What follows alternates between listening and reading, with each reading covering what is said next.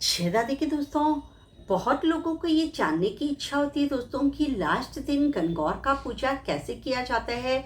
जिन लोगों को आता है वो तो बहुत आसानी से कर लेते हैं, मगर जिनको नहीं आता है उनको कुछ ही कन्फ्यूज़न रहती है दोस्तों। तो उसके लिए ये किया जाता है कि लास्ट दिन गणगौर का पूजा सभी सुहागन औरतें करती है, चाहे वो बूढ़ी भी हो गई हो, यानी 70, 80, 90 साल की भी अगर हो गई हो और वो अगर सुहागन है तो गणगौर का पूजा ज़रूर करती है। और जहाँ तक हो, कंवारी लड़कियों को भी लास्ट दिन गणगौर का पूजा, अगर आप मारवाड़ी हैं तो आपको ज़रूर करवाना चाहिए। चाहे वो छोटी बच्ची भी हो, 4-5 साल की भी हो, उनसे भी गणगौर का पूजा कराना ज़रूर चाहिए दोस्तों। इससे हम लोग के संस्कार बचे हुए रहेंगे और हम लोग के बच्चे सीख पाएंगे कि किस तरह से गणगौर की पूजा की जाती है। तो उसकी ये विधि है कि एक पाटे पे सुंदर सा आप लाल, पीला, ऑरेंज कुछ भी कपड़ा बिछा लीजिए। आपका जो भी, अगर ब्यावली गणगौर है तो 5 का कुंडा है तो वो रख लीजिए, नहीं तो आपकी जो भी ईसर गणगौर है उनको रख लीजिए, और ब्यावली है तब तो पींडिया भी रहेगा तो वो रख लीजिए। और आपकी दीवार नहीं गंदी हो इसलिए एक गत्ते के ऊपर में चार्ट पेपर आप चढ़ा के दोस्तों उसके ऊपर थोड़ा सा गोटा वोटा कुछ लगा देंगे तो वो भी बहुत सुंदर लगता है देखने में। तो उस पर भी आप इस तरह से कर सकते हैं। तो लास्ट डे क्या होता है, 16 टिक्की चीज जाती है दोस्तों। रोज तो हम लोग गणगौर पूजते तो एक जो 16 दिन जो लड़कियां गणगौर पूजते एक एक टिक्की देती है, मगर लास्ट डे 16 रोली की, 16 मेहंदी की और 16 ही काजल की टिक्की दी जाती है।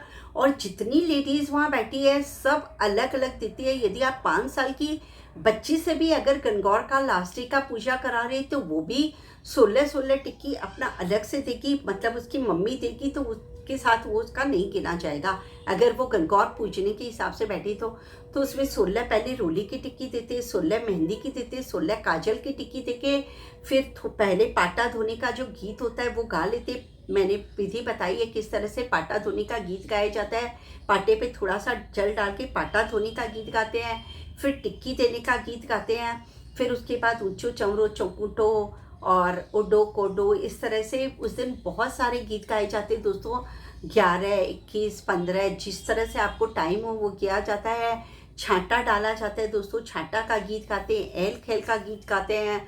और उस दिन बधावा भी गाया जाता है, कहानी सुनी जाती है दोस्तों, सीटना गाया जाता है।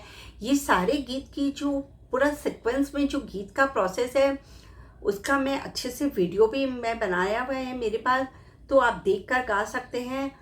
प्लेलिस्ट में भी है 15 गीत के।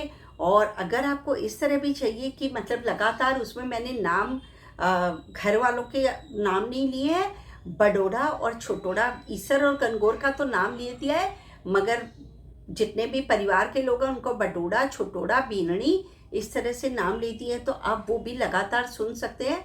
तो आपसे कि 20 या 25 मिनट में गणगौर पूरी हो जाएगी। उस दिन दतुअन दिया जाता है दोस्तों, धूप को डुबो डुबो के गणगौर के और ईसर के ऐसे पास में रखा जाता है, उसको दतुअन देना बोलते हैं।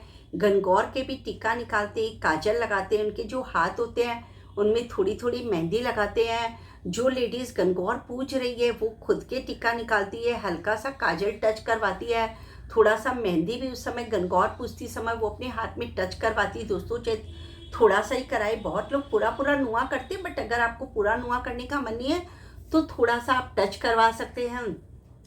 उसके बाद में दोस्तों छांटा वाटा दे के जब ऐल खैल हो जाता है, सारा गणगौर पूजना हो जाता है, तब जो कंवारी लड़की होती है उसका तो 16 फल बनाया जाता है दोस्तों। कच्चा या पक्का जो भी आप बनाएंगे 16 फल बनाएंगे।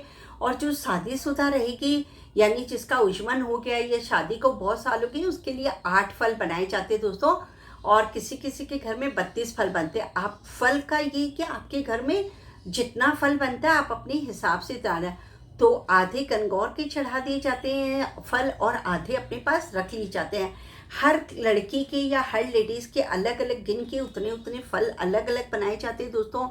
उसके बाद में उसमें से भी जो 2 फल होते हैं वो गणगौर के चढ़ाए हुए, जो दूसरा जो चढ़ाए उसमें से उठा लेते हैं और उनको खाते हैं दोस्तों। उसके बाद उनके जो भी रुपया ब्लाउज पीस आपको चढ़ाना होता है वो चढ़ा के और उनकी धूप खाते हैं और कहते हैं, हे गणगौर माता माई ऊंचा भाग दे बड़ा सुहाग दे, ऊंचा भाग दे बड़ा सुहाग दे, ऊंचा भाग दे बड़ा सुहाग दे, गणगौर माता माई ऊंचा भाग दे बड़ा सुहाग दे।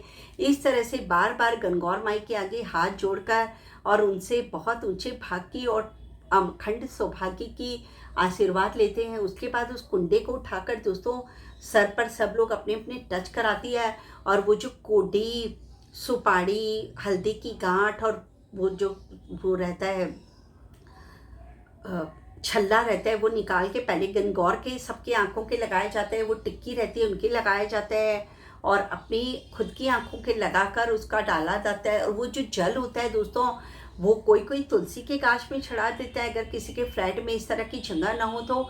और कोई कोई इस तरह से ऐसे गोल गोल बनाकर, ऐसे तो गनगौर का जल सूरज भगवान को ऐसे ऐसे गोल गोल ऐसे ऐसे घूम के ही चढ़ाया जाता है, चक्री मारते गोल गोल, और पानी को चढ़ाते हैं। इस तरह से फिर गनगौर का पूजा समाप्त हो जाता है।